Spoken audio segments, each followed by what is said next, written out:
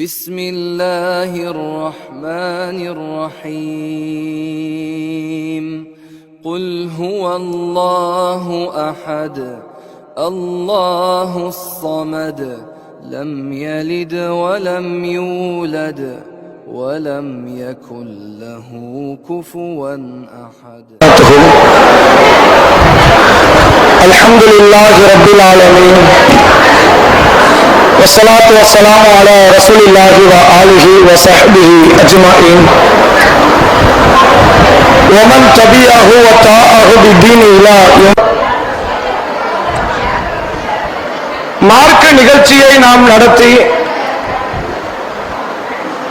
ஒரு ஜனாசாவில் முஸ்லிம் சமூகத்தவர்கள் செய்ய வேண்டிய கடமைகள் என்ன என்பதை பயிற்சி விளக்கத்தோடு அந்த வகுப்பை நிறைவு செய்துவிட்டு மார்க்க கருத்துக்களை கேட்டுக்கொள்வதற்காக இந்த சபையிலே நாம் அனைவரும் ஒன்று திரண்டு இருக்கிறோம். நான் பேசுறது புரியுதில்ல? மலையாளம் யாரும் கிடையாது, தமிழ் தானே? சரி. உங்களுக்கு மத்தியில் இந்த நேரத்தில் சீரழியும் பெண்கள் சமுதாயம் என்ற தலைப்பின் கீழ் ஒரு சில மார்க்க செய்திகளை, விடயங்களை உங்களுக்கு எடுத்துச் சொல்லலாம் என நான் ஆசைப்படுகிறேன். கொஞ்சம் அமைதியா இருக்க சொல்லுங்க. சீரழியும் பெண்கள் சமுதாயம் என்பதை ஏன் இந்த நேரத்தில் பேச வேண்டிய கட்டாயம் என்றால், பெண் சமூகத்தவர்கள் அதிகமான மக்கள், அதிலும் குறிப்பாக ஈமான் கொண்டவர்கள் வழிகேட்டை நோக்கி மிக வேகமாக அடியெடுத்து வைத்துக் கொண்டிருக்கிறார்கள். ஒழுக்கமில்லாத ஒரு தன்மை, இறைவனை பற்றிய அச்சமற்ற ஒரு செயல்பாடு, அல்லாஹ்வுக்கோ கணவருக்கோ கட்டுப்படுகிற மனப்பான்மை இல்லாத பெண்கள் சமுதாயத்தில் அதிகரித்துக் கொண்டிருக்கிறார்கள். அதுக்கு ஒரு பெரிய உதாரணம்லாம் வேண்டாம். இடையில இப்போ ஸ்நாக்ஸ் கொடுத்தாங்க, கடுமையான முறையில் சத்தம் போட்டாங்க பெண்கள். சபையிலங்களுக்குள்ள ஆண்கள் இருக்கிறாங்கன்னு தெரிந்தும் தங்கள் வீடுகளை போன்று ஒரு திருமண சபையை போன்று பேசினாங்கல்ல. அப்ப இந்த தலைப்பு இங்க அவசியமான ஒன்றுதான். தேவையில்லாத தலைப்புகளை கொண்டு வந்து போடல. உண்மையில் இங்க இருக்கக்கூடிய நபர்களுக்கு மிக அவசியமான ஒன்று என்பதை முதலில் உங்களுக்கு நினைவுபடுத்திக் கொண்டு எனது உரையை நான் ஆரம்பம் செய்கிறேன். ஒரு மார்க்க பேச்சு பேசப்படுகிற சபை என்றால் அதற்கென்று சில கண்ணியங்களை பேண வேண்டும் என்று இஸ்லாம் சொல்கிறது. சில இஸ்ஸத், கண்ணியம் இருக்கணும். பெண்களாக இருந்தாலும் ஆண்களாக இருந்தாலும் கண்ணியத்தை பேணிக் கொள்ள வேண்டும்.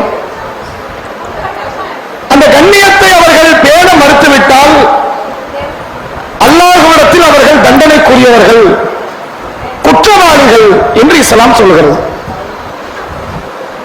இந்த மார்க்க சபையினுடைய முக்கியத்துவம் என்ன தெரியுமா? ரசூல் ஸல்லல்லாஹு அலைஹி வஸல்லம் அவர்கள் சொன்னார்கள், சஹீஹ் முஸ்லிமினுடைய, சஹீஹ் புகாரினுடைய 6வது பாகம் இறுதி நபிமொழியாக பதிவு செய்யப்பட்டிருக்கிறது. நபிகளார் சொல்லுகிறார்கள், இந்த உலகத்தை சுற்றி சில வானவர்கள் இருப்பார்கள். அவர்கள் எல்லா இடத்திலும் உலகத்தில் சுற்றி திரிந்து கொண்டே இருப்பார்கள். எங்கெல்லாம் அல்லாஹ்வை தக்பீர் சொல்கிறார்களோ, பெருமைப்படுத்துகிறார்களோ, புகழ்கிறார்களோ, அந்த சபைக்கு அந்த வானவர்கள் வந்து அமர்ந்து விடுவார்கள். நாமளும் ஒரு சபை வச்சிருக்கிறோம். இப்போ இங்க இது சினிமா கதைகள் பேசுகிற சபை கிடையாது, அரசியல் செய்திகளை பேசுகிற இடம் கிடையாது, அல்லது விளையாட்டை பற்றியோ கல்வியை பற்றியோ பேசுகிற இடம் கிடையாது. மார்க்கத்தை பற்றி, மறுமையை பற்றி பேசுகிற இடம், அல்லாஹ்வை பெருமைப்படுத்துகிற இடம், அல்லாஹ்வுடைய தூதரின் வழிமுறையை கற்றுத்தருகிற இடம். இப்படி ஒரு இடம் இருப்பதுதான் அந்த வானவர்கள் வந்து அமர்ந்து அந்த செய்திகளை கேட்கக்கூடிய சபை என்று மார்க்கம் சொல்கிறது. அந்த வானவர்கள் அந்த சபையில கலந்து விட்டு புறப்பட்டு செல்வார்கள். சபை முடிந்த பிறகு அல்லாஹ் கிட்ட போவாங்க. எல்லாவற்றையும் அறிந்த அல்லாஹ் கேட்பானாம், அடியார்களே, மாணவர்களே, எங்க இருந்து வரீங்க? மாணவர்கள் சொல்வார்கள், யாரெல்லாம் உனக்கு தெரியாத ஒண்ணும் கிடையாது. உன்னை பற்றி உன்னுடைய அடியார்களில் சிலர் பேசிக் கொண்டிருந்தார்கள், சிலர் கேட்டுக் கொண்டிருந்தார்கள். அந்த சபைக்கு போயிட்டு வரோம். அப்ப அல்லாஹ் அடுத்து கேட்கிறான், என்னை பற்றி அவர்கள் பார்த்திருக்கிறார்களா? அல்லாஹ் நம்ம யாரும் பார்த்திருக்கிறோமா? கிடையாது. அல்லாஹ் கேட்கிறான், என்னை அவர்கள் பார்த்திருக்கிறார்களா? அல்லாஹ் பார்த்தது கிடையாது. அப்ப எப்படி என்னை பற்றி அவர்களுக்கு தெரியும்? உனது வேதத்தின் வாயிலாக, உன் தூதர் வாயிலாக அவர்கள் கற்றுக்கொண்டதை பேசிக் கொண்டிருக்கிறார்கள். நம்ம அல்லாஹ்வை பார்க்கல, ஆனா அல்லாஹ்வை பற்றி பேசுகிறோம். எப்படி பேசுகிறோம்? தூதர் சொன்ன குர்ஆனில் இருந்து, தூதர் சொன்ன நபிமொழிகளில் இருந்து அல்லாஹ்வை பற்றி பேசிக் கொண்டிருக்கிறோம். அல்லாஹ் அடுத்த அந்த கேள்வியை கேட்கிறான் மாணவர்களிடத்தில், அவர்கள் எதை எதிர்பார்த்து அந்த கூட்டத்தில் வந்து அமர்ந்திருக்கிறார்கள்? அல்லாஹ் அவர்கள் சொர்க்கத்தை எதிர்பார்த்து இருக்கிறார்கள், நரகம் சென்றுவிடக் கூடாது என்று எதிர்பார்த்து இருக்கிறார்கள். அதுமே என்ன? அப்ப அந்த மாணவர்கள்ட்ட அல்லாஹ் கேட்கிறான், அவங்க சொர்க்கத்தை பார்த்திருக்கிறாங்களா? பார்த்தது கிடையாது. ஒருவேளை அவர்கள் சொர்க்கத்தை பார்த்திருந்தால் அவர்களுடைய மனநிலை எப்படி இருக்கும்? மாணவர்கள் சொல்வார்களாம், இதை விடவும் அவர்கள் அதிகமாக அல்லாஹ்விடத்தில் சொர்க்கத்தை கேட்பார்கள். நரகத்தை பார்த்திருக்காங்களா? பார்த்தது கிடையாது. ஒருவேளை பார்த்திருந்தால் அவர்கள் மனநிலை என்ன? இப்போது நரகத்தை விட்டு பாதுகாப்பு தேடுகிறார்களே, இதை விட அதிகமாக அவர்கள் அல்லாஹ்விடத்தில் நரகத்தை விட்டு பாதுகாப்பு தேடுவார்கள். அல்லாஹ் உடனே பதிலளிக்கிறான், அந்த சபையில் கலந்து கொண்ட ஒட்டுமொத்த பேருக்கும் சொர்க்கத்திற்கு நான் வாக்குறுதி அளிக்கிறேன், நரகத்தில் இருந்து பாதுகாப்பிற்கு நான் வாக்குறுதி அளிக்கிறேன், இதற்கு நீங்கள் தான் சாட்சி. மாணவர்களை அல்லாஹ் சாட்சியாக்குகிறான். எவ்வளவு முக்கியமான சபை தெரியுமா? மார்க்க சபை. உலகத்திலேயே இறைவனால் புகழப்பட்ட ஒரு மஜ்லிஸ் என்றால் அது தீனை பற்றி, மார்க்கத்தை பற்றி பேசுகிற மஜ்லிஸ். அதனால்தான் ரசூலுல்லாஹ் சொன்னாங்க, ஜும்மாவுடைய சொற்பொழிவு என்ன சொன்னாங்க? யார் ஒருவர் ஜும்மாவினுடைய பயான் நேரத்தில் தன் அருகில் இருக்கிற தன் தோழரிடத்தில் வாய் மூடுங்கள் என்று சொன்னாலும் பக்கத்தில் அவரும் வீணான காரியத்தில் ஈடுபட்டவர் தான், நன்மையெல்லாம் கிடையாது அப்படின்னு அல்லாஹ் சொல்றான். இப்ப எவ்வளவு கண்ணியம்! இங்கே சில பேர் உட்கார்ந்துக்குவாங்க, போன பயான் பார்க்கவே முடியலையே, போன பெருநாளைக்கு எங்க ட்ரெஸ் எடுத்த, எங்க போன, இந்த நாடகம் பார்த்தியா, அதை பார்த்தியா, இதை பார்த்தியா, எல்லாத்தையும் பேசுவாங்க. சரி, அடுத்த பயான்ல பேசுவோம், அவங்க பயான முடிச்சுட்டாங்க, அவங்க வீட்டுக்கு போயிடுவோம். பயானுக்கு வர்றது, உலக கதைகளை பேசுவது, பயான் முடிச்சோன்னு எந்திரிச்சு போயிடுறது. நீங்கள் நன்மையை அடைந்து கொள்ள முடியாது. இது அல்லாஹ் தரக்கூடிய வாக்குறுதி. அல்லாஹ்வுக்காகத்தான் இந்த சபைக்குள் நீங்கள் உள்ளே நுழைந்தது உண்மை என்றால், இறைவனுக்காக வேண்டி முழுமையாக அமைதி காத்து இங்கு பேசப்படுகிற கருத்துக்களை நீங்கள் கேட்க வேண்டும். திருக்குர்ஆனில் அல்லாஹ் சொல்கிறான் ஒரு அற்புதமான வார்த்தை, அவர்களிடத்தில் நன்மை இருப்பதை அல்லாஹ் அறிந்திருந்தால் அவர்களை சத்தியத்தை கேட்க வைத்திருப்பான். இந்த சத்திய கருத்து காதுக்குள்ள போறது இருக்குது, அவன் நாடிய, அவன் அருள் செய்த அடியார்களுக்கு மட்டும்தான் கிடைக்கும். இதே பயான் இத்தனை பேருக்கு நம்ம அழைப்பு கொடுத்தோமா? நூற்றுக்கணக்கான பெண்களுக்கு நம்ம அழைப்பு கொடுத்திருப்போம். வந்தது ஒரு 50-60 பேர். சில பேர் வரல. என்ன காரணம்? அல்லாஹ் அவர்களுக்கு நாடல.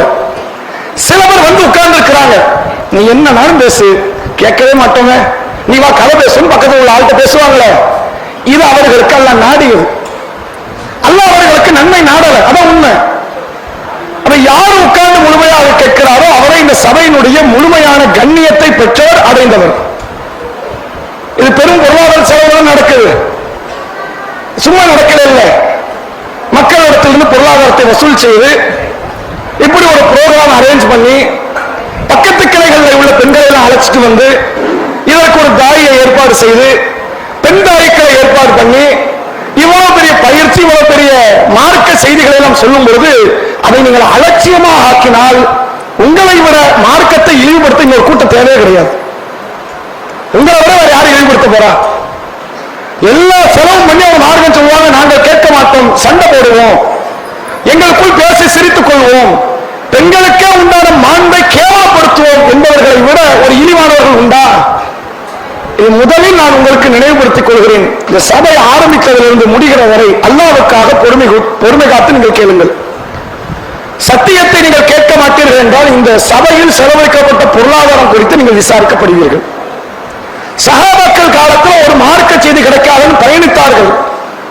ஆனால் இங்க ஒரு மார்க்க செய்தி சொல்லிட மாட்டோமாங்கிறதுக்கு செலவழிக்கிறார்கள், கேட்பவர்கள் இல்லை. இதை அடிப்படையாக உங்களுக்கு நான் நினைவுபடுத்திக் கொள்கிறேன்.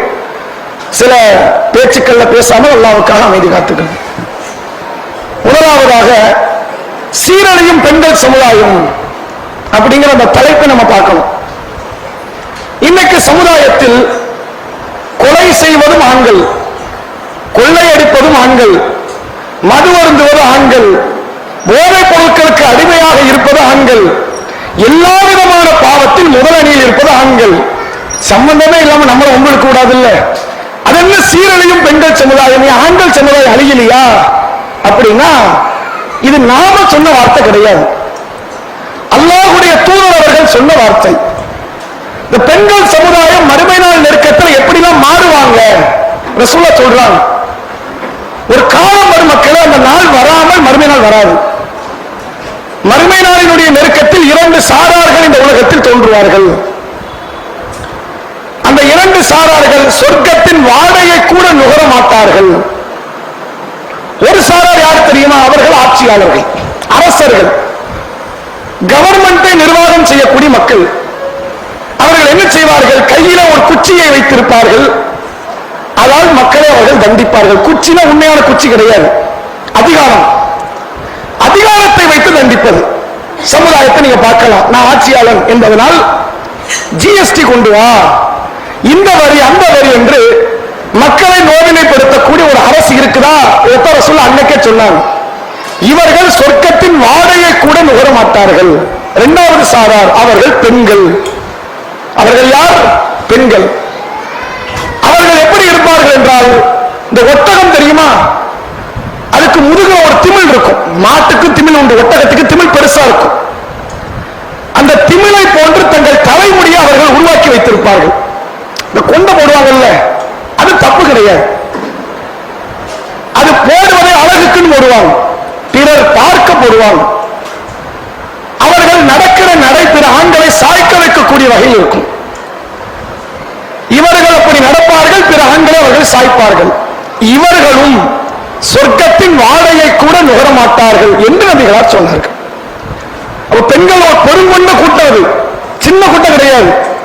ரசூலுல்லாஹ் சொல்றாங்க, உலகத்தில் ஒரு 400 கோடி பெண்கள் இருக்கிறாங்கன்னு வச்சுக்கோங்க. 800 400 பாதி. 400 கோடி பெண்கள் 10 கோடி பேர் தான் ஆடம்பரமான ஆபாச ஆடைகளை உடுத்திக் கொண்டு செல்றாங்களா? கிடையாது. பெரும்பான்மையான மக்களுடைய மனநிலை மாறிடுச்சு. சினிமா நடிகையை போன்றுதான் தானும் தன் பிள்ளையும் மாறணுங்கிற இடத்துக்கு வந்துட்டாங்க. அந்த நடிகை போட்ட ஆடை பத்தியா, சேலை பத்தியா, இவ போட்ட சுடிதாரை பத்தியா என்று தன் ஆடை கலாச்சாரத்தை கூட மார்க்கம் சொன்னதா என்பதை பார்க்காமல் மறந்து சமுதாயத்தை பார்த்து மாற்றுகிறோம் என்றால் பெண்கள் சமுதாயம் இன்றைக்கு வழிகேட்டுக்கு செல்லுகிறதா இல்லையா? ரசூலுல்லாஹ் இதை மட்டும் சொல்லல, பெண்கள் எங்கெல்லாம் வழிகடுவாங்கிற பல விஷயத்தை சொன்னாங்க. ஒரு முறை பெருநாள் தொழுகை வேளையிலே நபிகள் பெருமகனார் சொன்னார்கள், தொழுது முடித்த பிறகு, இத்தலாத்து ஃபில் ஜன்னா, மக்களை நான் சொர்க்கத்தை எட்டி பார்த்தேன். ஃபராயித்து அக்ஸர அஹ்லில் ஃபுகரா, அதிலே அதிகமான ஏழைகள் இருந்தார்கள். உண்ணுவதற்கு வழி இல்லாத, உடுத்துவதற்கு வழி இல்லாத, கல்விக்கு வழி இல்லாத, மருத்துவத்துக்கு வழி இல்லாத ஏழை மக்கள் இருப்பார்கள். அவர்கள் சொர்க்கத்தில் அதிகம் இருந்தார்கள். பணக்காரர்கள் அந்த மைனாரிட்டி, குறைவானவர்கள், சிறுபான்மையினர்கள். ஒத்தலாத்து ஃபின்னார், நரகத்தை நான் எட்டி பார்த்தேன். ஃபராயித்து அக்ஸர அஹ்லில் நிசா, அதிலே அதிகம் பெண்கள் இருந்தார்கள். யார் இருந்தார்கள்? கொலை செய்யாதவர்கள், கொள்ளை அடிக்காதவர்கள், மது அருந்தாதவர்கள், வேறு வேறு காரியத்தில் ஆண்களை விட கம்மியாக இருக்கிற இந்த பெண்கள் நரகத்தில் அதிகம் இருக்கிறார்கள். பொதுவாக பயான் நிகழ்ச்சியில் சொல்லுவாங்க, கேள்விப்பட்டிருக்கீங்களா? இந்த பயான் நடக்க போது மாதவராயத்தில் பொதுக்கூட்டம், பெண்களுக்கு தனி இட வசதி உண்டு, பக்கத்தில் தோவாலையில் பொதுக்கூட்டம், அல்லது இந்த ஊர்ல பொதுக்கூட்டம், பெண்களுக்கு தனி. என்ன அர்த்தம்? ஆண்களுக்கு தான் மெயின், பெண்களுக்கும் நம்ம இடம் கொடுக்கிறோம், இது அர்த்தம். நரகம் எப்படி தெரியுமா? பெண்களுக்கு தான் மெயின், ஆண்களுக்கு நம்ம இடம் கொடுக்கிறோம். ஆண்களுக்கு தான் தனி இட வசதி, பெண்கள் நீங்க தான் முக்கியத்துவமா. அப்படி அல்லாஹ்வுடைய தூதர்கள் சொன்னார்கள். இதை கேட்கும்போது நமக்கு என்ன தோணும் தெரியுமா? அது நம்ம கிடையாது, அது யாரு கிடையாது? முக்காடு போட்டு வந்து உட்கார்ந்து இருக்கோம், நம்மளே மார்க்கம் சொல்லணும், நம்ம கிடையாது. அது யாரா இருக்கும்? காபீரான பெண்கள், விபச்சாரம் செய்யும் பெண்கள், ஆபாசத்தில் போகும் பெண்கள், சினிமா நடிகைகள், அவர்களை பத்தி தான் பேசுது. அப்படி நினைக்கிறீங்கல்ல? அப்படிதான் உங்க இது நாள் வரைக்கும் அந்த ஹதீஸ் அணுகுனீங்க. நீங்களே அப்படி அணுகுனீங்கன்னா சஹாபிய பெண்களுக்கு அப்படிதான் அணுகி இருக்கணும். அவங்க அப்படி அணுகுனாங்களா? அணுகல. அவங்க என்ன சொன்னாங்க? பிமயார சொல்லலாம், அல்லாஹ்வுடைய தூதரை நாங்கள் மட்டும் ஏன் நரகத்தில் அதிகம்னு கேட்டாங்க. அவர்கள் உணர்ந்து வைத்திருந்தார்கள் சஹாபிய பெண்மணிகள் கூட அந்த நரகத்தில் இருக்கலாம். ரசூலுல்லாஹ் நம்மளை சேர்த்துதான் சொல்றாங்க, அல்லாஹ்வின் தூதரை நாங்கள் மட்டும் ஏன் நரகத்தில் அதிகம். நபிகளார் சொன்னார்கள், நீங்கள் கணவனுக்கு மாறு செய்வீர்கள், உங்களுக்கு கணவன்மார்கள் எவ்வளவோ தருவார்கள், தந்த பொருளாதாரத்தை பெற்றுக்கொண்டு சில குறைகள் வரும். உங்கள் தந்தை இடத்த குறை வரலையா? உங்க அண்ணன் தம்பிட்ட குறை வரலையா? உங்க மகன்கிட்ட குறை வரலையா? உங்க கணவன்கிட்ட குறை வந்துட்டா மட்டும் அப்படி பூதாகரமா வெட்டிச்சும். அது எப்படி நீங்க செய்யலாம்? 7 மணிக்கு கூப்பிட்டுருக்கிற நீ 9 மணிக்கு வரலாமா? பிரச்சனை பெருசாகும். இன்னைக்கு பெருநாளைக்கு நான் என்ன ட்ரெஸ் கேட்டேன், என்ன ட்ரெஸ் வந்திருக்குது, நான் எவ்வளவு பணம் கேட்டேன், எவ்வளவு பணம் வந்திருக்குது, நான் என்ன கேட்டேன், நீ என்ன செஞ்சிருக்கிற, பிரச்சனை வெடிக்கும். உங்க தந்தை இடத்தை அப்படி தாய் பார்க்க முடியுமா? உங்க சகோதர இடத்தை அப்படி வாய் பார்க்க முடியுமா? உங்க மகனை எதிர்த்து இப்படி நீங்க பேசுவீங்களா? அப்ப கணவனை எதிர்த்து நீங்கள் பேசுகிறீர்கள், மாறு செய்கிறீர்கள், நன்றி கட்டு நடக்கிறீர்கள், நீங்கள் நரகத்தில் அதிகம். ரசூலுல்லாஹ் இந்த மாதவலயத்தில் இருக்கிற பெண்களை பார்த்து பேசல, அந்த சவுதி அரேபியாவில் மக்கமா மதீனா நகரத்தில் வாழ்ந்த அந்த ஏகத்துவத்திலே தலை சிறந்த சஹாபிய பெண்மணிகள் ஆயிஷா ரலியல்லாஹு அன்ஹா, ஹப்ஸா ரலியல்லாஹு அன்ஹா, ஃபாத்திமா ரலியல்லாஹு அன்ஹா என்ற தலை சிறந்த நபி தோழியர்கள் இருந்த சபையில் சொன்னார்கள், நீங்கள் கணவனுக்கு மாறு செய்கிறீர்கள். சொல்லிட்டு சொன்னாங்க, தசத்தக்ன, நிறைய தர்மம் பண்ணுங்க, நரகத்தை விட்டு காக்கிறதுக்கு தர்மம் தான் உங்களுக்கு ஒரே வழினாங்க சொல். சஹாபிய பெண்மணிகள் கூட இதனால் நரகம் போகலாம், அல்லாஹ் அவர்களை பாதுகாப்பான், ஆனால் அவர்கள் செல்வதற்கு வாய்ப்பு இருக்குங்கிறாங்க ரசூலுல்லாஹ். அதை கேட்ட உடனேயாவது எந்த பெண்களாவது, அப்படியா நானா இருக்க மாட்டேன், நான் என் கணவனுக்கு பத்திரமாத்த தங்கம், நான் அப்படி ஒரு வாழ்க்கை வாழ்ந்துகிட்டு இருக்கிறேன், என்ன மாதிரிலாம் வேற எந்த ஒரு பெண்ணும் இந்த கணவனை பார்க்க முடியாது, இப்படி பேசியிருக்க சஹாபிய பெண்மணிகள் டக்குன்னு காதை கலந்து கழட்டி போட்டாங்க. என்ன அர்த்தம்? உண்மைதான் இது. டக்குன்னு கழுத்த உடனே கழட்டி போட்டாங்க. ஸைனப் ரலியல்லாஹு அன்ஹா, அப்துல்லாஹ் இப்னு மஸ்ஊதுடைய மனைவி சொல்கிறார், நான் வீட்டுக்கு போய் நகை எடுத்துட்டு வரேங்கிறார். என்ன காரணம்? ரசூலுல்லாஹ் சொன்னது உண்மைதான், நாம மாறு செய்யத்தான் செய்கிறோம், சில நேரத்தில் கணவன் வார்த்தைக்கு மீறி நடக்கத்தான் செய்கிறோம், நரகம் போயிடுவோம் போல உடனே தங்களிடத்தில் இருக்கிற ஆபரணங்களை எல்லாம் கலற்றி எறிந்தார்கள் அந்த சஹாபிய பெண்மணிகள். அப்ப பெண்கள் வழிகட்டுக்கு போறாங்கிறது மாற்றமே கிடையாது. ரசூலுல்லாஹ் பழங்காலத்து பெண்கள் இருந்து கடைசி கால பெண்கள் வரைக்கும் சொல்லியிருக்கிறாங்க. இந்த காலத்தில் உள்ள பெண்களுடைய மனநிலையை நீங்கள் கொஞ்சம் சிந்தித்து பார்த்து, இந்த பெண்களுடைய வழிகேடு, நாம எப்படியெல்லாம் வழிகேட்டை நோக்கி செல்கிறோம் என்பதை நீங்கள் சற்று ஆய்வு செய்து கூர்ந்து கவனியுங்கள்.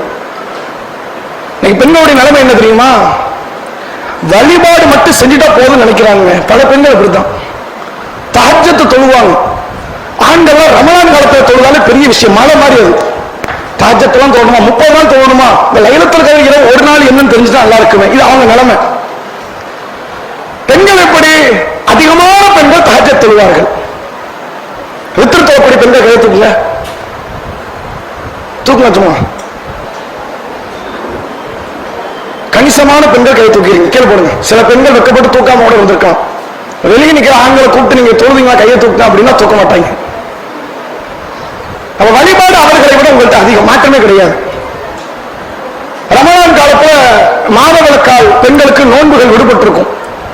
ஆண்களுக்கு பயணத்தை காரணம் வைத்து, நோயை காரணம் வைத்து சில நோன்புகள் விடுபட்டிருக்கும். அதை கரெக்டா கணக்கு வச்சு அவங்க ஃபாலோ பண்ணுவாங்கன்னு நினைக்கிறீங்களா? வீட்டில் உள்ளவங்க வேற யாராவது குத்தணும், செய்யுங்க நோன்பு வைங்க நோன்பு வைங்க. பெண்கள் கரெக்டா இருப்பாங்க. திங்கள் வியாழன் நோன்பு வைப்பது அதிகம் பெண்கள்.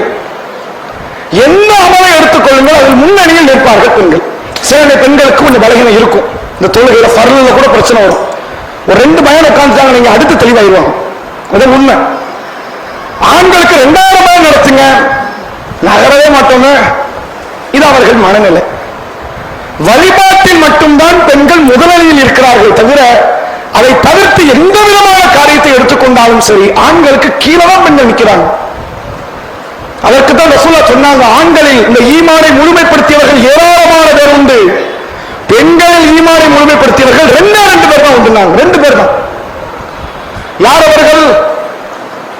ஒன்னு ஃபிரௌனுடைய மனைவி ஆசியா ரலியல்லாஹு அன்ஹா, இன்னொருவர் ஈசா அலைஹிஸ்ஸலாமுடைய தாயார் மரியம் இப்னத்து இம்ரான் ரலியல்லாஹு அன்ஹா. ரெண்டு பேர் தான். அதான் அல்லாஹ் திருக்குர்ஆன்ல சொல்றான், தரபல்லாஹு மஸலல் லில்லதீன ஆமனு இம்ராத்த ஃபிரௌன் வ மரியம் இப்னத்து இம்ரான்.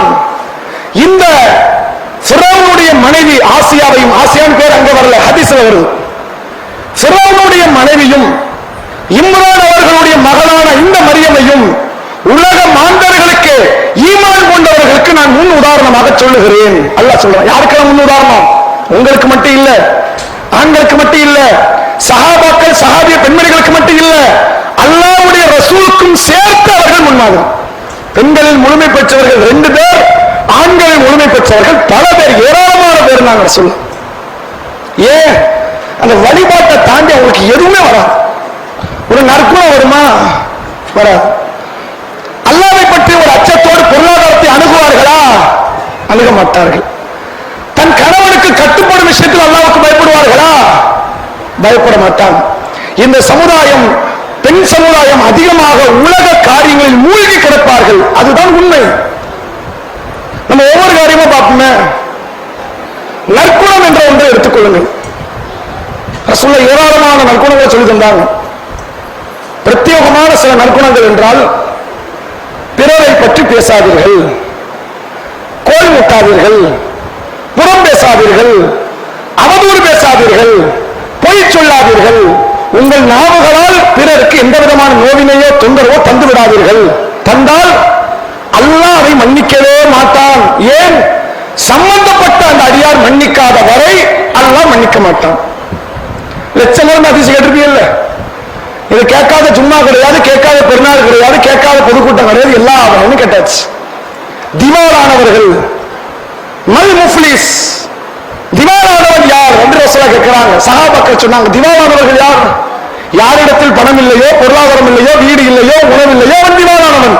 ரசூலுல்லாஹ் சொன்னாங்க, இவர்கள் என் சமுதாயத்தில் திவாலானவர்கள் இல்லை, ஜப்தியானவர்கள். திவாலானவர்கள் உங்களுக்கு புரியுது, ஜப்தி. என் சமுதாயத்தை திவாலானவர்கள், ஜப்தியானவர்கள் யார் தெரியுமா?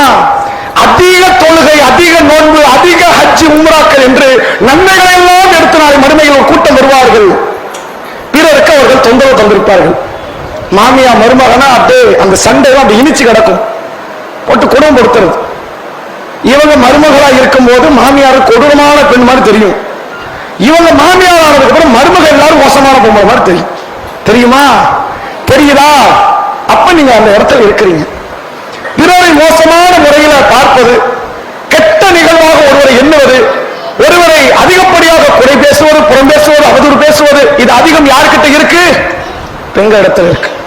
ரசூலுல்லாஹ் சொன்னாங்க, நீங்கள் நரகத்திற்கு அதிகம் செல்வதற்கு கணவனுக்கு மாறு செய்வது மட்டுமல்ல, நீங்கள் அதிகமாக சபிக்கிறீர்கள், நாவால் நீங்கள் நரகம் செல்கிறீர்கள். நாங்கள் சொல்லலாம். நீங்க சமுதாயத்தை பார்க்கலாம்ல. நீங்க பாருங்க, ஒரு ஆண்கள் சேர்ந்து உட்கார்ந்த பேச்சு என்ன இருக்கும்? டீக்கடையில் உட்காருவாங்க, பள்ளிவாசல் உட்காருவாங்க, வேற வேற நிறுவனம் ஏதோ இடத்துல உட்காருவாங்க. அவங்களுடைய ஸ்டேட்டஸ் பாருங்க, எல்லாத்தையும் பாருங்க. பக்கத்தில் உள்ளவனை பத்தி பேசவே மாட்டாங்க. முழுக்க முழுக்க பாகிஸ்தான், ஆப்கானிஸ்தான், கஜகிஸ்தான் பத்தி தான் பேசுவாங்க. மோடி அப்படி பண்ணிட்டாராம, இவர் இப்படி பண்ணிட்டாராம, அங்க ஆட்சி அப்படி கவிழ்ந்துருச்சாம, எல்லாமே வெளிநாடு பத்தியே தான் இருக்கும். பக்கத்து வீட்டுக்காரனை பத்தி இருக்காது. நீங்க பெண்களை பத்தி பாருங்க, அவங்களுக்கு இருக்கிறது இந்த 2 பேர் மட்டும்தான். இவன் என்ன பண்ணா தெரியுமா? மேல் வீட்டுக்காரர் என்ன பண்ணா தெரியுமா? எதிர் வீட்டுக்காரர் என்ன பண்ணா தெரியுமா? முழுக்க முழுக்க பிறருடைய மானத்தை பங்கம் ஏற்படுத்தக்கூடிய காரியத்தில் பெண்கள் ஈடுபடுவார்கள். ரசூலுல்லாஹ் சொல்றாங்க, நாளை மறுமையில் நரகத்தில் சில பெண்கள், சில சமூகத்தவர்கள், அவர்களுடைய கைகள் எப்படி இருக்குன்னா, நகங்கள் நல்ல கூர்மையாக வளர்ந்து இருக்கும், பெருசா இருக்கும். அந்த நகங்கள் எல்லாம் செம்பாலான நகம். செம்பு தெரியுமில்ல, இந்த ஒயருக்குள்ள போதில்ல, அது மாதிரி ஒரு தனிமை. அந்த செம்பாலான நகங்களை எல்லாம் கொடுத்திருப்பான். செம்புன என்ன பிக்க முடியாது, நகத்தை பிச்சிடலாம்ல, அதை பிக்க முடியாது, கூர்மையாக இருக்கும். அந்த கைகள் என்ன செய்யுமா? இவர்களுடைய கண்ட்ரோல்ல இருக்காது. நம்ம கை நம்ம கண்ட்ரோல் இருக்கணும், இருக்காது. அவர்களுடைய கண்ணை அப்படி பிடிச்சு பிச்சு எரிஞ்சிடும். நெஞ்சு மார்பு பகுதி எல்லாத்தையும் அப்படி கிழிச்சு எரியும், வயிற்ற கிழிக்கும், தொடைய கிழிக்கும், முதுக கிழிக்கும், எங்கெல்லாம் முடியுதோ அங்கெல்லாம் கை போகும், அப்படி பிச்சு எடுக்கும், அடுத்தவன் கை மாதிரி நடக்கும். ரசூலுல்லாஹ் பார்த்து கேட்கிறார்கள், இவர்கள் யார், இவர்களுக்கு ஏன் இந்த தண்டனை? பிறருடைய மானத்தில் விளையாடியவர்கள் இவர்கள், அப்ப இந்த தண்டனை. ஜிப்ரீல் அலைஹிஸ்ஸலாம் அவருக்கு பதிலளிக்கிறார்கள். கொஞ்சம் யோசிச்சு பாருங்க, உங்கள் அம்மா உங்களை காப்பாற்றுமா மறுமையில? நீங்கள் தொழுகை, உங்களுடைய தஹஜ்ஜத், உங்களுடைய குர்ஆன் ஓதுவது, அதை வாசிப்பது, அதை மனனம் விடுவது, எத்தனை குடும்பத்தில் உள்ள, குடும்பத்திற்கு வெளியே உள்ள எத்தனை பல பெண்களை பற்றி நீங்கள் பேசியிருப்பீர்கள். இந்த சமுதாயம் சீரழிதா இல்லையா? உண்மையில் அன்றைய கால சஹாபிய பெண்மணிகள் எப்படி இருந்தாங்க தெரியுமா? உதாரணம் சொல்லவா? உலகத்திலேயே ஒரு பெண் இன்னொரு பெண்ணை வெறுக்கிறான், அது எந்த உறவா இருக்கும் தெரியுமா? எந்த உறவா இருக்கும் நினைக்கிறீங்க? ஒரு பெண் இன்னொரு பெண்ணை அதிகமா வெறுக்கிறா அப்படின்னா அது எந்த உறவா இருக்கும்? சும்மா சொல்லுங்க, எந்த உறவு இருப்பாங்க அதிகமா? நீங்க எந்த உறவை இருப்பீங்க அப்படி சொல்லுங்க. மாமியாரு, மருமக, பக்கத்து வீட்டுக்காரி, இப்படி இருக்கும். மனசுல பட்டதெல்லாம் சொல்ற மாதிரி இருக்குதா? அதான் உண்மை. இதை விட இன்னொரு பெண்ணு சமுதாயத்தில் எல்லா பெண்ணும் வெறுப்பாங்க. யாரை வெறுப்பாங்க அப்படின்னா கணவனினுடைய இன்னொரு மனைவி. அப்படி ஒரு உறவு இல்ல, இருந்துச்சுன்னா வீடு ரெண்டாயிரம். பார்ப்போமா, நீயா நானும் பார்த்துருவோமா? மாமியார் தான் வெளியே சப்ஸ்டியூட் ஆயிடுவாங்க, நீ வெளியே போ, இப்ப எனக்கு கூட சண்டை போட ஒருத்தி வந்துட்டா, அவ கூட நான் பாத்துக்கிறேன். தன் கணவனுக்கு இன்னொரு தாரம் இருந்து இன்னொரு மனைவி இருந்தா அங்க பிரச்சனை வேண்டாம், புது பிரச்சனை கிளப்பாண்டாம், அதுவே பிரச்சனை வெட்டிக்கும், தினம் தினம் பூகம்பமாகும். ஆகுமா? ரசூலுல்லாஹ்வுடைய காலத்துல ஆயிஷா ரலியல்லாஹு அன்ஹா, நபிகளாருக்கு மிக நேசத்திற்குரிய மனைவி ஆயிஷா, ரொம்ப பிடிக்கும் ரசூலுல்லாஹ்க்கு. அப்படின்னா ஹதீஸ் படிச்சீங்க. ஒரு பயணம் போனா கூட அதிகமான பயணத்தில் யார் இருப்பா? ஆயிஷா ரலியல்லாஹு அன்ஹா. ரசூலுல்லாஹ் மரண நேரத்தில் கூட எந்த வீட்டை எதிர்பார்த்தாங்க? ஆயிஷாவுடைய நாள் எப்போ வரும் அப்படின்னு எதிர்பார்த்தாங்க. மரணிக்கும் போது கூட ஆயிஷாவினுடைய நெஞ்சின் மீது தலை வைத்த நிலையில் நபிகளாருக்கு மரணம் வந்தது. அப்படிப்பட்ட அந்த ஆயிஷா, அவர் மீது ஒரு குற்றச்சாட்டு ஒன்று பரவுது. என்ன குற்றச்சாட்டு? இந்த பெண் தவறு செய்து விட்டார், ஏதோ ஒரு ஆணோடு பிரச்சனை, பாதிப்பு, பங்கம் அப்படின்னு ஊர் முழுக்க பேச்சு. யாரெல்லாம் இதை பேசினார்கள்? ஒரு சில நபி தோழர்கள் கூட பேசினார்கள். இருக்கும் போல நடந்திருக்கும், வாய்ப்பு இருக்கு. இப்படி பேசிட்டாங்க, இப்படி பரப்பிட்டாங்க. சஹாபாக்கள் தெரிந்து பரப்பல, நயவஞ்சகர்கள் தெரிந்தே பரப்பினார்கள். ஆயிஷா மேல தப்பு இல்லை, இருந்தாலும் கிளப்பி விடுவோம், கொளுத்தி போடுவோம் அப்படின்னு பரப்புறாங்க. சில சஹாபாக்கள் உண்மையாக இருக்குமோ என்று நினைச்சு பரப்புனாங்க. அப்புறம் சொல்ல பல பேர்த்த போய் கேட்டாங்க. அதுல 2 பெண்கள்கிட்ட கேட்டாங்க. ஒரு அம்மையார் யார் தெரியுமா? இந்த ஆயிஷாவினுடைய அடிமை பெண் பரீராட்ட கேட்கிறாங்க. பரீராவே, நீ ஆயிஷா கூட ரொம்ப நேரம் இருந்திருக்கிற, நான் கணவன், நான் இருந்த நேரம் ஒரு பக்கம், இன்னொரு பக்கம் இமாமத்து, போர்க்களம், பல இடத்துக்கு போனேன். நீ கூடவே நம்ம இருக்கிற, ஆயிஷாட்ட இது மாதிரி ஏதாவது வெக்கங்கட்ட காரியத்தின்னு பார்த்துக்க. ஒரு பெண் இப்படி காரியம் பண்றான்னு எடுத்தவர்கள் பண்ண மாட்டான், அதுக்கு பல சூழ்ச்சிகள் அப்படி நடந்து பண்ணுவான். சும்மா எடுத்தவருக்கு தப்பு பண்ணுவாளா? பண்ண மாட்டான். அப்ப ஆயிஷாட்ட இது மாதிரி ஏதாவது நீ பாத்தியாமா? ரசூலுல்லாஹ் விசாரிக்கிறாங்க. பரீரா சொல்றாங்க, ஒரு எவ்வளவு அற்புதமான வார்த்தை பாருங்க. ஆயிஷா ஒரு மாவை குழப்பி வைப்பாங்க, இந்த புரோட்டா சப்பாத்தி போடுறது குழப்பாங்களா, அந்த மாதிரி ரசூலுல்லாஹ் ரொட்டி போடுறதுக்கு அதை பிசைந்து வைத்து விட்டு அதை பாதுகாக்க தெரியாம படுத்து தூங்கிடுவாங்க. ஆடு வந்து தின்றும். ஒரு மாவை கூட பாதுகாக்க தெரியாத அப்பராணி பொண்ணு ஆயிஷா. யாரு?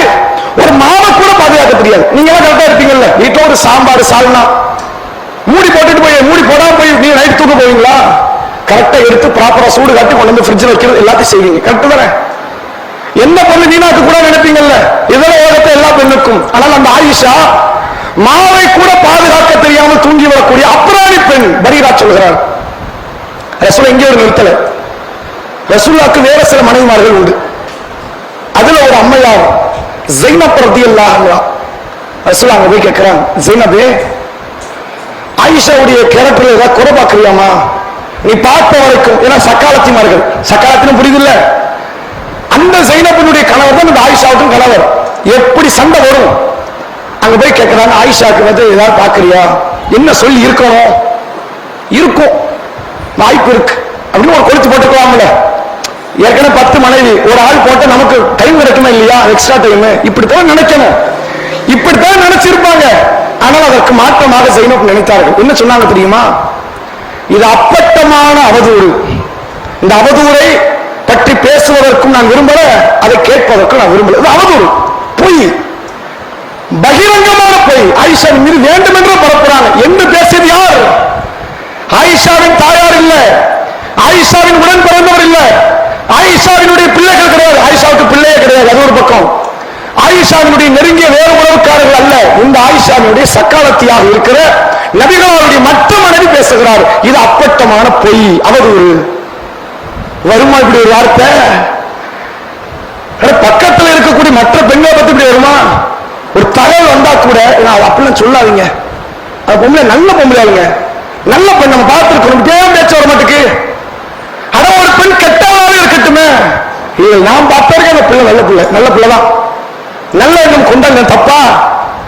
உங்க பொம்மா பிள்ளைய பத்தி யாராவது வெளியே தப்பா பேச நீங்க விடுவீங்களா? அதுக்கு நியாயம் பேச மாட்டீங்க. என் பொண்ணு தப்பு பண்ணா நீ பாத்தியா கேட்க மாட்டீங்க. அப்ப உங்க பொண்ணுக்குனா ஒரு நீதி, அடுத்தவன் பொண்ணுக்குனா ஒரு நீதிங்கிற எண்ணம் இருக்குது. இதுதான் உங்களை நரகத்தில் கொண்டு வந்து சேர்க்குது. இந்த நரகம் இருக்குதா உங்கள்கிட்ட? நீங்க பார்க்கலாம், ஒரு பெண் தொழுதுகிட்டு இருக்கிறாங்க, தொழுது முடிச்சு உட்காந்து தஸ்பீக் செய்யறாங்கன்னு வைங்களேன், எந்த செய்தியை கொண்டு போக தஸ்பீக் பண்ணிக்கிட்டு இருக்காங்க, கையை கட்டுவாங்க. தஸ்பீக் வீட்டுல டிவி ஓடட்டுமே, பையன் எப்படிம்பாங்க, தஸ்பீக் ஓடுது, கொன்னுருவேன், டிவி ஆஃப் பண்ணு. பையன் பாடத்துக்கு சந்தேகம் கேட்க வருவான், ஓடிடு, தஸ்பீக் ஓடுது. எதுவுமே நடக்காது. குக்கர் சட்டம் போட்டாலும் எந்திக்க மாட்டாங்க, மோட்டர் தண்ணி வடிஞ்சாலும் எந்திக்க மாட்டாங்க, தஸ்பீக் ஓடுது. பக்கத்துல இருந்து ஒரு பொம்பளை வந்து உன்ட்ட ஒரு செய்தி சொல்லலான்னு வந்தேன், இந்த பக்கத்து வீட்டு பொம்பளை பத்தி. சரி நான் அப்புறம் வரேன், எங்க வாங்க வந்து உட்காரு, என்னவோ சொல்ல வந்திய, என்ன சொல்ல வந்து சொல்லிடுறேன். அடுத்தவர்களை பற்றி குறைபடுத்தினா அப்படி மனசெல்லாம் இன்பகரமா இருக்கும். இந்த உள்ளம் நரகத்திற்குரிய உள்ளம், இது சொர்க்கத்துக்குரிய உள்ளம் கிடையாது. ரசூலுல்லாஹ்வுடைய வாழ்க்கையில் நடந்த ஒரு சம்பவத்தை பாருங்க. நபிகளார் தன் தோழர்களோடு உட்கார்ந்து இருக்கிறாங்க. ரசூலுல்லாஹ் சொல்றாங்க, இப்போது ஒரு மனிதர் வருவார், அவர் சொர்க்கவாசி. ஒருத்தர் வந்தார், அவர் பிரபலியம் இல்லாத நபித்தோழர். நமக்கு சொர்க்கவாசி தெரிஞ்ச நபித்தோழர் யாரு? அபூபக்கர், உமர், உஸ்மான், தல்ஹா பின் உபைதுல்லா, அலி ரலியல்லாஹு அன்ஹு. இது மாதிரி நிறைய நபித்தோழர் நமக்கு தெரியும். அப்படி ஒரு நபித்தோழர் அவர் கிடையாது. அவர் பிரபலியம் இல்லாத, ஃபேமஸ் இல்லாத நபித்தோழர். ரசூலுல்லாஹ் மறுநாள் வராங்க, சஹாபாக்களோடு பேசுறாங்க. இப்போது ஒருவர் வருவார், அவர் சொர்க்கவாசிக்கிறாங்க. அப்போ அவர் தான் வந்தார். மூன்றாம் நாள் வராங்க, சஹாபாக்களோடு பேசுறாங்க. இப்போது ஒருவர் வருவார், அவர் சொர்க்கவாசினாங்க. அன்றைக்கும் அவர் தான் வந்தார். ரசூலுல்லாஹ் ஒரு முறை சொன்னாலே அது உறுதியும் உறுதி, உண்மையான செய்தி. 3 முறை சொல்றாங்க, என்ன அர்த்தம்? கட்டாயம் ஒரு சொர்க்கவாசி. ஒரு நபித்தோழர் அவர் ஃபாலோ பண்ணிட்டு போறார். எப்படி இந்த மனுஷன் சொர்க்கவாசி? எதுல அவர் சொர்க்கவாசி ஆயிட்டாரு? நேர போறாரு, ஃபாலோ பண்றாரு. அவர்கிட்ட கேட்கிறாங்க, என்னன்னா எனக்கும் என்னுடைய தந்தைக்கும் மத்தியில் ஒரு மனஸ்தாபம், ஒரு பிரச்சனை. நான் உங்க வீட்டுல தங்கிக்கிறேன் ஒரு 3 நாளைக்கு. 3 நாள் வரைக்கும் பேசாம இருக்கலாம்ல, யாரு கூட சண்டை போட்டாங்க. 3 நாள் கழிச்சு என்னுடைய தந்தையோடு போய் நான் பேசிக்கிறேன். அவரும் சொல்ற வீட்டுல வந்து இருந்துக்காங்க தாராளமா. 3 நாள் இவருடைய செயல்பாடுகளை எல்லாம் கணக்கிட்டுக் கொண்டிருக்கிறார். அதிகமா தொழுகிறாரா, அதிகமாக நோன்பு வைக்கிறாரா, நிறைய திக்ர் பண்றாரா, குர்ஆன் ஓதுறாரா, எல்லாத்தையும் பார்க்கிறார். ஒண்ணும் பெருசா இல்லை, பெருசா இல்லைன்னு நீங்க நினைச்சக்கூடாது. ஒண்ணுமே செய்யல போயிருக்கு, அப்படி கிடையாது. இயல்பா எல்லா முஸ்லிம்களும் எப்படி இருப்பார்களோ அப்படியான செயல்பாடு தான் அவர்கிட்ட இருந்துச்சு. பிரத்யேகமா ஒரு ஸ்பெஷலா ஒண்ணுமே கிடையாது. 3 நாள் கழிச்சு அவர் போறார். போகும்போது அவர் கூப்பிட்டு சொல்றாரு, நான் ஏன் உங்க வீட்டுல தங்கினேன்னா, நபிகளார் உங்களை சொர்க்கவாசி சொர்க்கவாசி சொர்க்கவாசி 3 முறை சொன்னாங்க. அது ஏன்னு தெரிந்து கொள்ள வந்தேன், ஆனா நான் பார்த்தவருக்கு அப்படி தெரியல. அப்படி என்னதான் நீங்க செய்றீங்கன்னு கேட்டாங்க. உடனே அவர் சொன்னது என்ன தெரியுமா? என்ன சொர்க்கவாசினாங்களா? நான் அப்படி ஒண்ணுமே பண்ணலையேன்ட்டார். நான் அப்படி ஒண்ணுமே பண்ணலையே. நம்ம ஆட்கள் சொன்னா முடிஞ்சு போச்சு. நபிக்கெல்லாம் லேட்டா தான் தெரிஞ்சிருக்கு, எனக்கு இன்னைக்கே தெரியும் நான் சொர்க்கவாசி அப்படின்னு அளந்து விடுவாங்க. கொஞ்சம் அமல் செஞ்சா கூட அதை பெரிய அமலாக காட்டுவது நம்ம பண்பாடு. பெரிய காரியத்தை பண்ணா கூட அதை ஒன்றுமே இல்லாத போன்று காட்டுவது சஹாபாக்களுடைய பண்பாடு. நபி தோழர் பிறகு சொல்கிறார், எனக்கு ஒரு காரியம் ஞாபகம் வருது, ஒருவேளை இது இருக்கலாம். சொல்கிறார், நான் யாரை பற்றியும் தவறாக எண்ணவே மாட்டேன். எல்லாரும் நல்லவங்க, எல்லா குடும்பம் நல்ல குடும்பம், எல்லாருடைய மனநிலை நல்ல மனநிலை. யாராவது அப்பப்போ ஒரு தப்பு செய்யலாம், மனுஷனா தப்பு செய்யறதுதான். அடுத்தவன் உட்கார்ந்து நோண்டுவது, குறைபடுத்துவது, புறம் பேசுவது, அவதூறு பேசுவது எனக்கு வேண்டாம். எனக்கு எப்படி அல்ல இந்த துணியால வாழ கொடுத்திருக்கிறானா, அவனுக்கு அப்படித்தான் அல்ல வாழ கொடுத்திருக்கான், வாழ்ந்துட்டு போட்டுமே.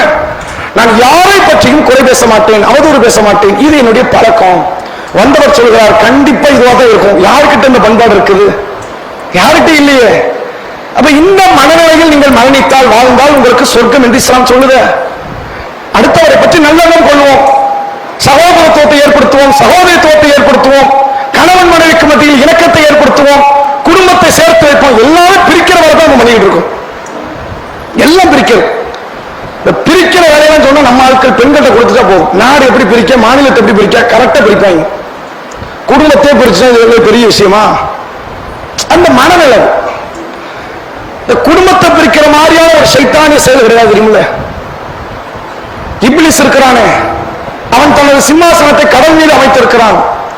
ஒவ்வொரு நாளும் சைத்தான்களை அழைக்கிறான். என்ன காரியம் பண்ண? இன்னைக்கு ஒரு தொழுகையை செய்ய விடாம தடுத்துட்டேன், நோன்பை தடுத்தேன், திக்கரை தடுத்தேன், ஆதை தடுத்த, இதை தடுத்த, மது வந்து வச்சேன். இதெல்லாம் ஒரு காரியமா? அவன் நாளைக்கு எஞ்சி தொழுதுவான், நாளைக்கு எஞ்சி நோன்பு வச்சிருவான், நாளைக்கு திக்கர் பண்ணிடுவான், நாளைக்கு பாம்பனுக்கு தெரியுவான், நாளைக்கு நடத்துமே. இது ஒரு காரியமா? அடுத்த ஒரு சைத்தான் வருகிறான். நான் இன்றைக்கு ஒரு கணவன் மனைவிக்கு மத்தியில் பிளவை ஏற்படுத்தி விட்டேன், நீதான்டா என் பக்கத்தை வந்து உட்காரணும், வாடா ராசாங்கிறவன். ஏன்? இந்த கணவன் மனைவிக்கு மத்தியில் ஏற்படுகிற பிளவு இருக்குதுல்ல, எல்லா தீமைக்குமான அடித்தளம் அது. மனைவி கூட இருக்கு சண்டை, தொழுகை என்ன வருமா, பொருளாதாரம் சேர்க்கிற என்ன வருமா, இதுகளுக்கெல்லாம் என்னத்தை சம்பாதிச்சு கொடுத்து என்ன பிரயோஜனம்? பிள்ளைங்களை கவனிக்கிற என்ன வருமா? உங்க அம்மா மாதிரி தான் நீ வந்திருக்க, பிள்ளை முடி திட்டுவார். எல்லா கெட்ட பண்பு வந்துடும். யாரால்? கணவன் மனைவிக்கு மத்தியில் ஏற்படுகிற பிளவு. ரெண்டு பேர் சேர்ந்து இருந்தா பாருங்களேன், அப்படி ஒரு நல்லவராக இவர் மாறிடுவார், அவங்க மாறிடுவாங்க. அவங்க பணிவுரை என்ன, இவர் பொருளாதார செலவழிக்கிறது என்ன, வாமாங்க போய் ஹோட்டலுக்கு போய் சாப்பிடும் அப்படின்னு சேர்ந்து இருந்தா. பிரிஞ்சு இருந்தா 10 பைசா கொடுக்க மனசு வராது. இவர்கள் இருவரும் இணைந்தால் சமூகத்திற்கு பெரும் நல்லது, இவர்கள் இருவரும் பிரிந்தால் சமூகத்திற்கே பெரும் கேடு.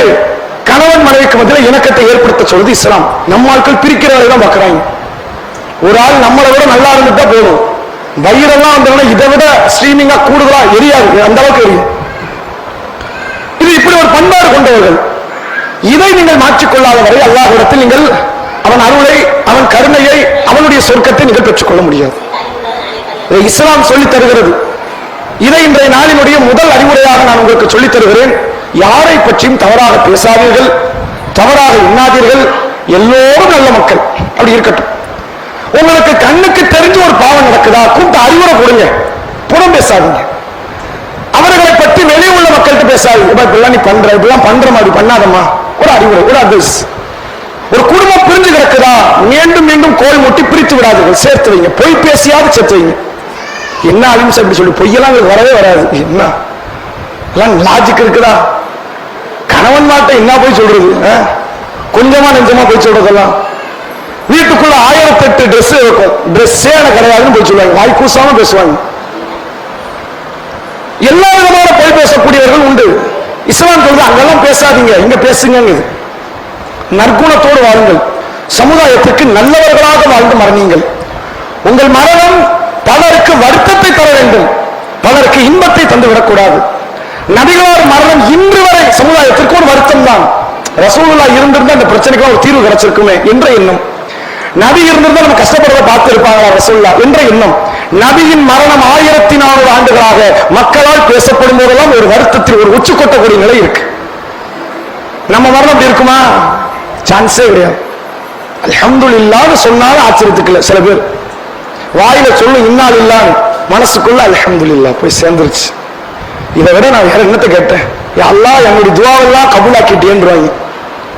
நமக்கு எத்தனை பேர் துவா செய்யறாங்க கூட தெரியாது. கெட்ட குணங்களால் வாழ்ந்து மனிதர்களிடத்தில் மோசமான மனிதர்களாக நீங்கள் இருக்காதீர்கள். ரசூலுல்லாஹ் காலத்தில் ஒரு ஜனாசாவை கொண்டு செல்றாங்க. அப்படி கொண்டு போகும்போது நபிகள் பெருமகனார் கேட்டார்கள், ஹல் முஸ்தரிஹு வல் முஸ்தராஹு மின்ஹு, இந்த ஜனாசா ரெஸ்ட் எடுத்தவரா ரெஸ்ட் கொடுத்தவரான்னு கேட்கிறாங்க. ரெஸ்ட் என்ன தெரியுமில்ல? ஓய்வு, ரிட்டையர்மெண்ட். இவர் ரிட்டையர்மெண்ட் ஆயிட்டாரா, ரிட்டையர்மெண்ட் கொடுத்துட்டாரா அப்படின்னு கேட்கிறாங்க. சஹாபாக்கள் ஒண்ணும் முடியாது, ரிட்டையர்மெண்ட் ஆகிறதுனா என்ன, கொடுக்கிறதுனா என்ன? ரசூலுல்லாஹ் சொல்றாங்க, உலகத்தின் சோதனைகள், நோய், வறுமை, கஷ்டம் இதையெல்லாம் ஒருவன் அனுபவித்து சகித்து ஒருவன் மரணிப்பானே, ஆனால் உலக சோதனைகள்ல இருந்து அவன் ரிட்டையர் ஆயிட்டான், நிம்மதியா கபூர்ல தூங்க போறான், அதான் முஸ்தரிஹ், ஓய்வு பெற்ற நபர். இன்னொருவன் இருக்கிறான் சமுதாயத்தில், அடுத்தவனை துன்புறுத்துவது, தன் மனைவியை, தன் கணவனை, தன் பிள்ளையை, தன் தாய் தந்தையை, தன் குடும்பத்தாரை, தன் அண்டை வீட்டானை எல்லாத்தையும் இரக்கமே இல்லாம வாழ்ந்திருப்பான் தெரியுமா? அவன் இந்த சமுதாயத்துக்கே ரிட்டையர்மெண்ட் கொடுத்து போய் சேர்ந்துட்டான். எல்லாருக்கும் நிம்மதி. ரசூலுல்லாஹ் கேட்கிறாங்க, இவர் முஸ்தரிஹா முஸ்தராஹு மின்ஹுவான்னு கேட்டாங்க. ஓய்வு பெற்றவரா ஓய்வு கொடுத்தவரா? நீங்க எப்படி வாழ போறீங்க? ஜனாசா தொழுகைகள் மனசால வந்து துவா செய்ற கூட்டம் வருமா உங்களுக்கு? சஹாபிய பெண்மணிகளுக்கு வந்தாங்க, பெயர் தெரியாத சஹாபிய பெண்மணிகளுக்கு கூட கூட்டம் கூடுறாங்க. விபச்சாரம் என்ற குற்றச்செயலை செய்து தண்டனை அனுபவித்த பெண்ணுக்கு கூட கூட்டம் கூடியது. ஏன்? அந்த சமூகத்தவர்கள் கண்ணெதிரில் தெரிந்த ஒரு பாவத்தை கூட தடுப்பாடுகளை ஒளி அதை பரப்ப மாட்டார்கள். அப்படி ஒரு பண்பாட்டோடு வாழுங்கள். இந்த சமுதாயம் மிக பெரும் வளர்ச்சியில் கண்ணியத்தினுடைய உச்சத்திற்கு செல்லும். இது முதலில் நீங்கள் கற்றுக்கொள்ள வேண்டிய பாடம். இரண்டாவது அடிப்படை, உங்கள் கணவன்மார்களுக்கு நீங்கள் மாறு செய்து விடாதீர்கள்.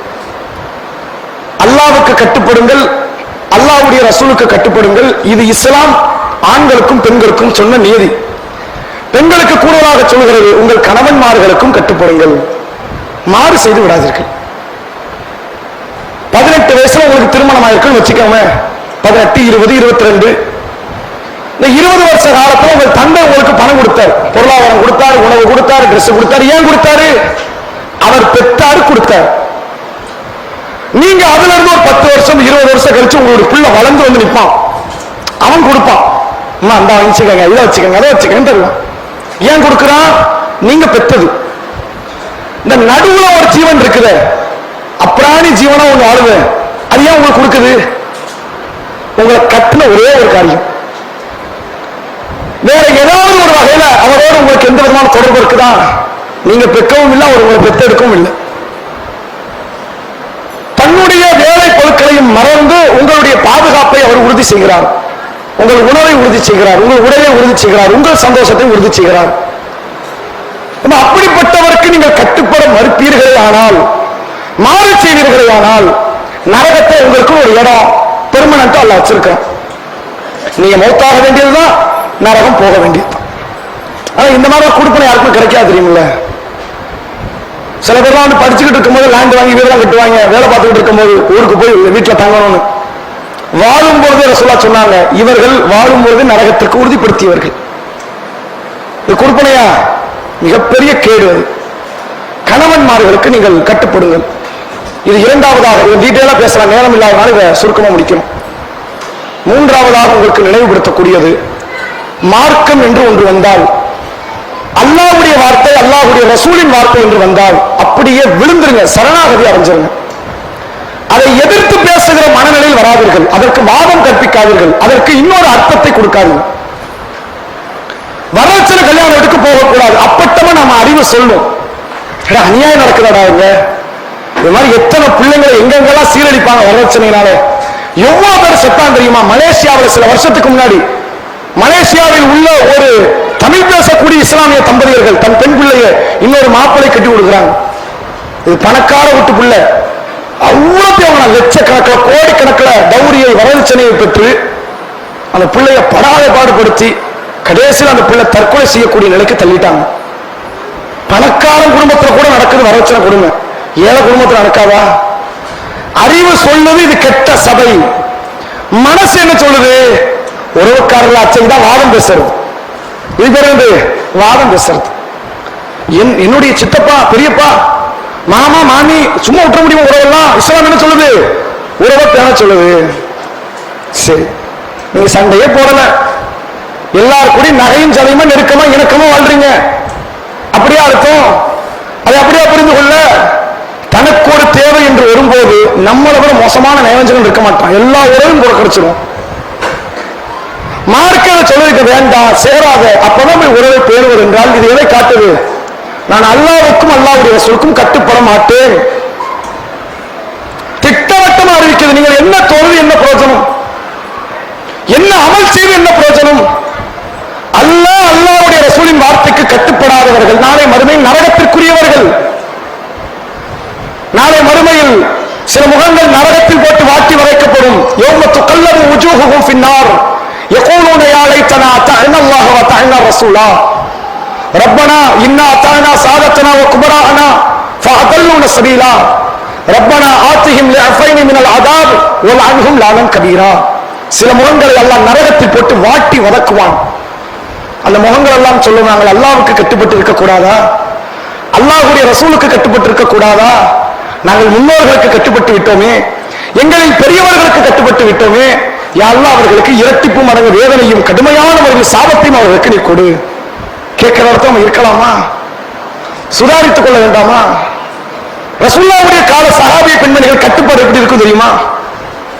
நில்லுன்னா நிப்பாங்க, செத்துருன்னா செத்துருவாங்க. அவங்க கட்டுப்பாடு அப்படி இருக்கும். ரசூலுல்லாஹ்வுடைய வாழ்க்கையில வந்த சம்பவத்தை பாருங்க. ஒரு முறை உஸ்மான் இப்னு மதுன் என்ற நபி தோழர் மௌத்தாயிட்டார். இவர் முஹாஜிர், மக்கால இருந்து வந்தவர் மதீனாவுக்கு.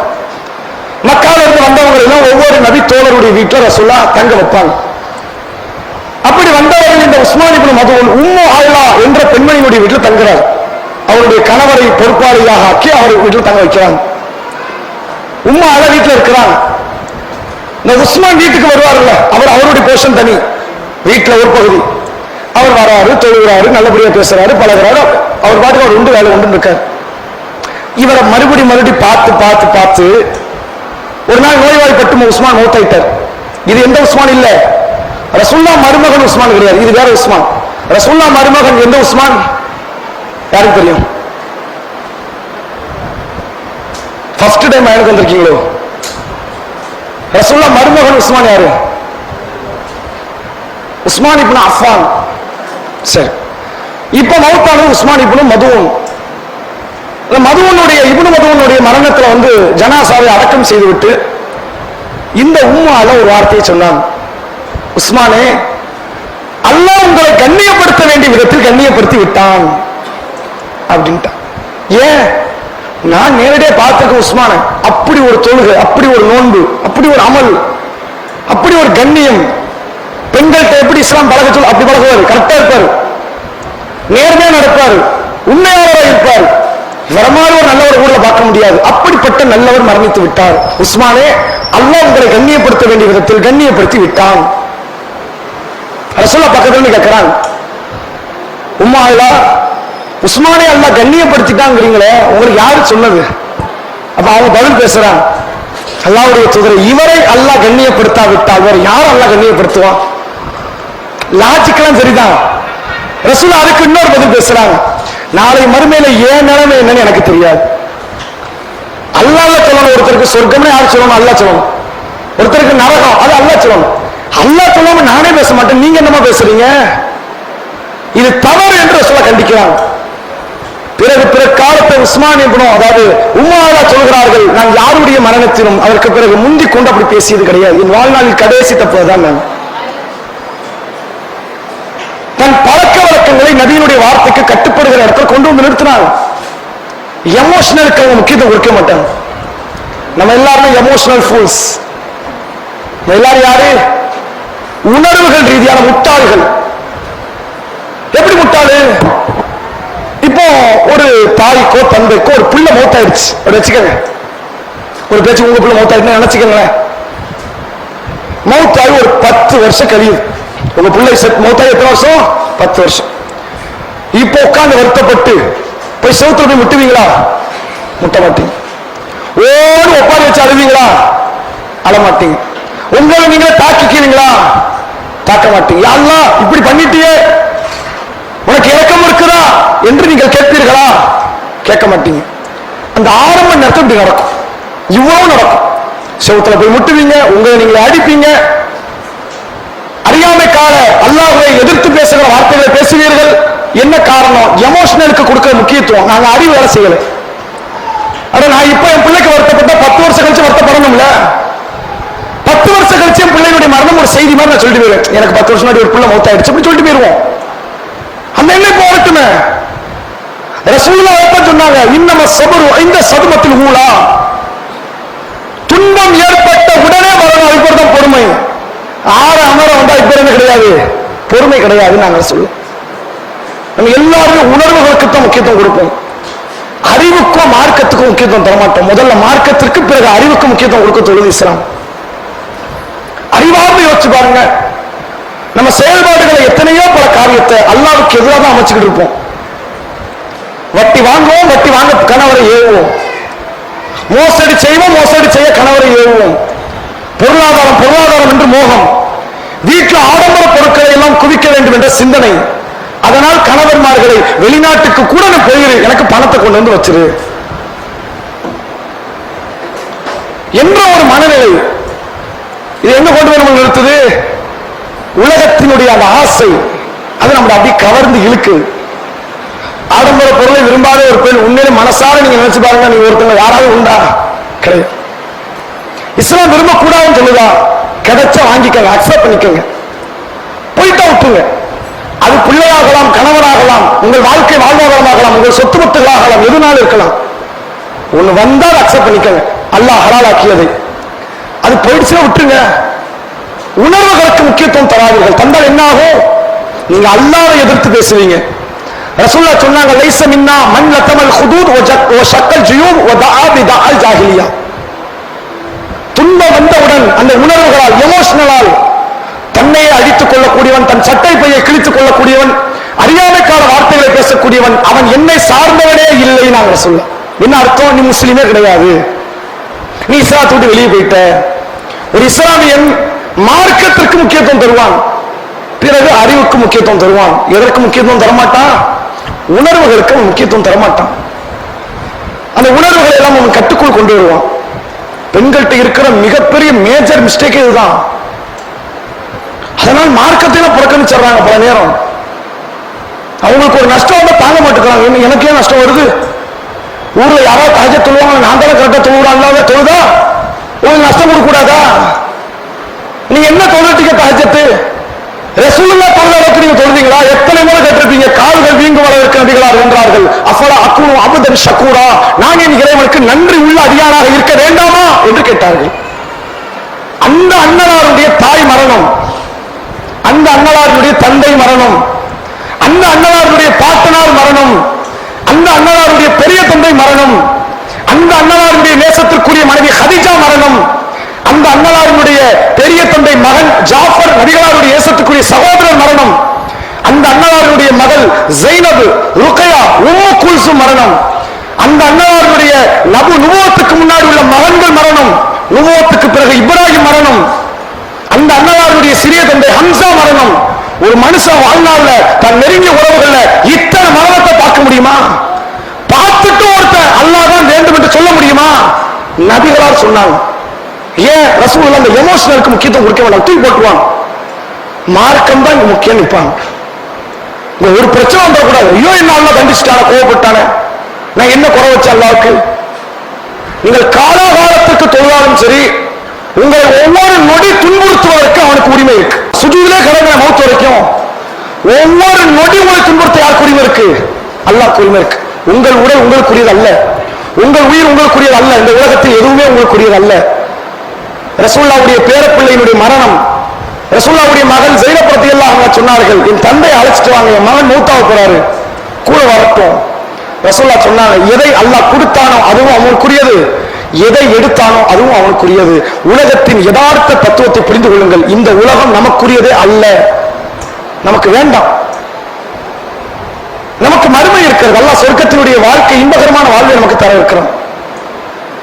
நபிகளார் சொன்னார்கள், இப்னு உமர் ரலியல்லாஹு அவர்களை அழைத்து, குன் ஃபி துன்யா கஅன்னக கரீப் அவ் ஆபிரு ஸபீல்.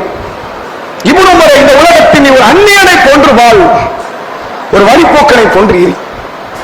இங்க இருந்து புறப்படுறீங்க, சென்னைக்கு போகணும், வழியில ஒரு இடத்துல மதுரையில இறங்கி மறுபடியும் இன்னொரு பஸ் மாறுறீங்கன்னு வைங்க, மதுரை உங்களுக்கு பெர்மனன்ட் பிளேஸா?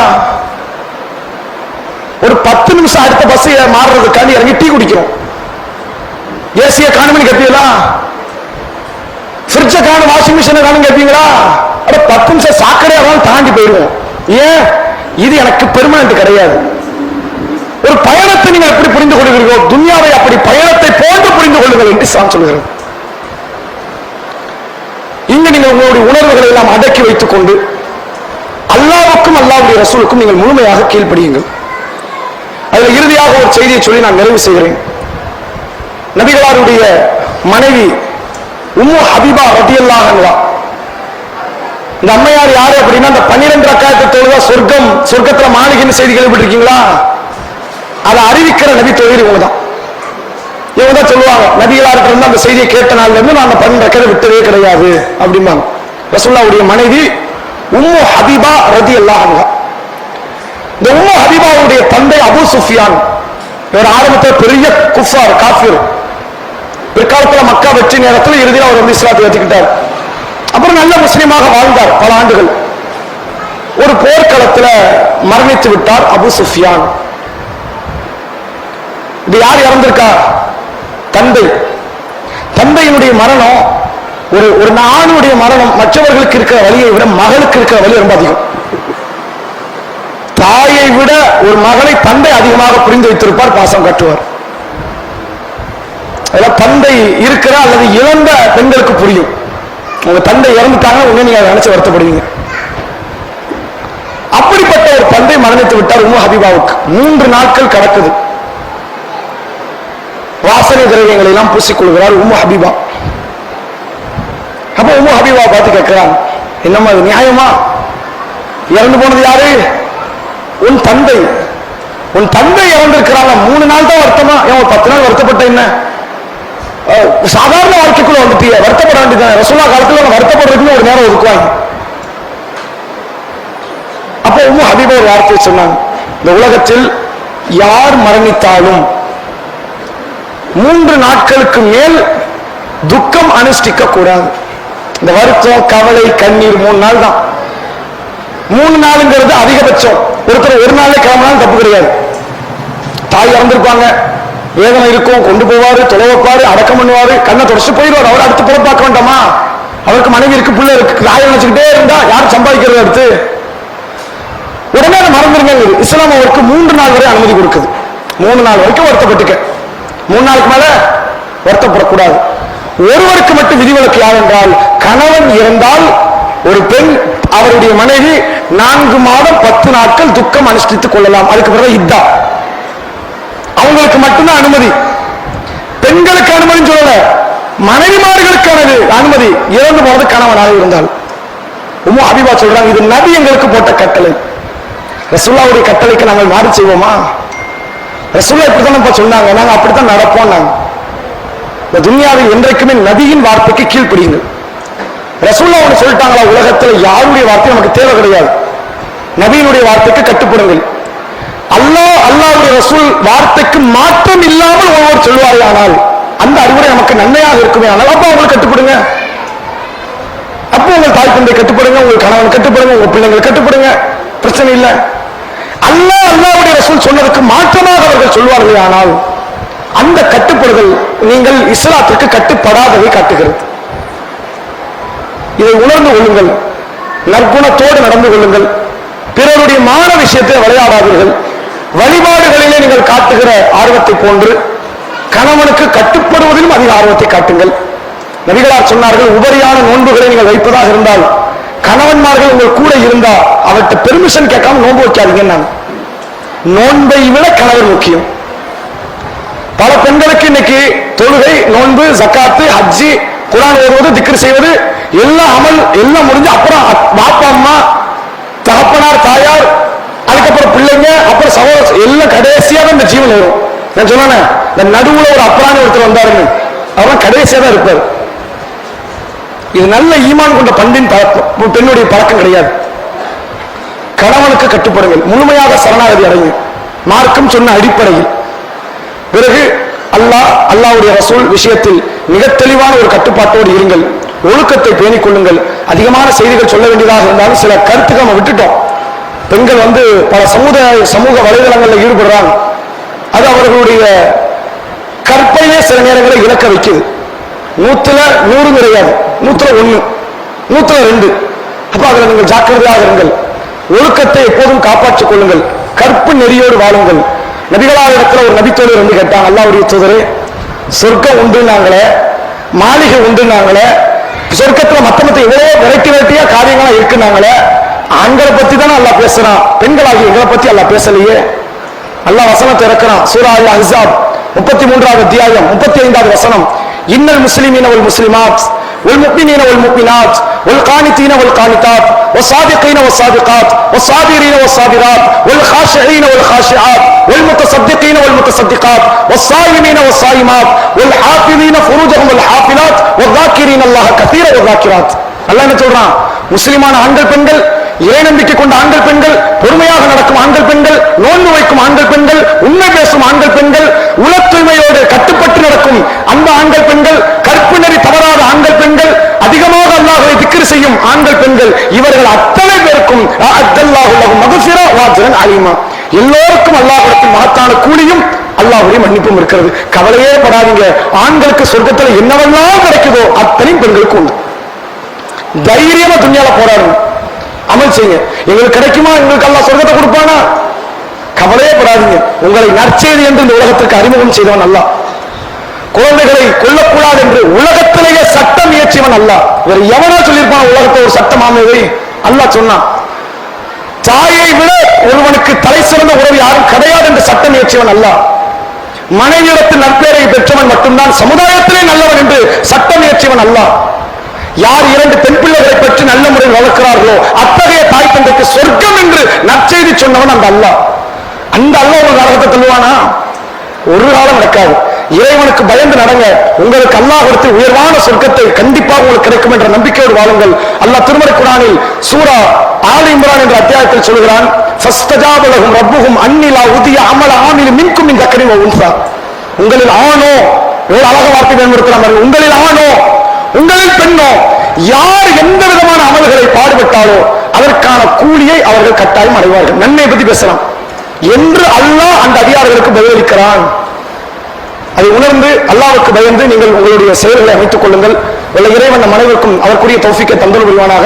இது போன்ற வேறு வேறு நிகழ்வுகளிலேயே நீங்கள் கலந்து கொள்ளுங்கள். மார்க்க ரீதியான காரியங்களை எப்போதும் தொடர்பு வைங்க. சினிமா, சீரியல், இது மாதிரியான உலக உங்களை மார்க்கத்திலிருந்து வேறு இருக்கக்கூடிய காரியத்தை விட்டு விலகி நாம் அனைவருமே சொர்க்கத்திற்குரியவர்களாக வாழ்ந்து மரணிக்கக்கூடிய நற்பாக்கியம் பெற்றவர்களாக உள்ள இறைவன் நம் அனைவரும் ஆக்கிய புரிவானாக. அஸ்ஸலாமு அலைக்கும் வரஹ்மத்துல்லாஹி வ பரகாத்துஹு. இதை சிறப்பாக நடத்தி தந்த அல்லாஹ்வுக்கு எல்லா புகழும். இந்த பயானுக்கு, இந்த தர்பியாவுக்கு வந்து கலந்து கொண்ட அனைத்து பெண்களுக்கும் சகோதரர்களுக்கும் லாயம் தமிழ்நாடு தௌஹீத் ஜமாத் சார்பாக நன்றியினை தெரிவித்துக் கொள்கிறோம். இதை சிறப்பாக நடத்துவதற்கு ஒத்துழைப்பு தந்த தாவா குழு சகோதரிகளுக்கும் நன்றியினை தெரிவித்துக் கொள்கிறோம். அனைத்து உள்ளங்களுக்கும் நன்றியினை தெரிவித்துக் கொண்டு இந்த சபை கலந்து செல்லும் போது துஆவை ஓதி கலந்து செல்லுமாறு உங்களை அன்புடன் கேட்டுக்கொள்கிறோம். சுப்ஹானக்கல்லாஹும்ம வ பிஹம்திக அஷ்ஹது அல்லா இலாஹா இல்லா அன்த அஸ்தக்ஃபிருக வ அத்தூபு இலைக்.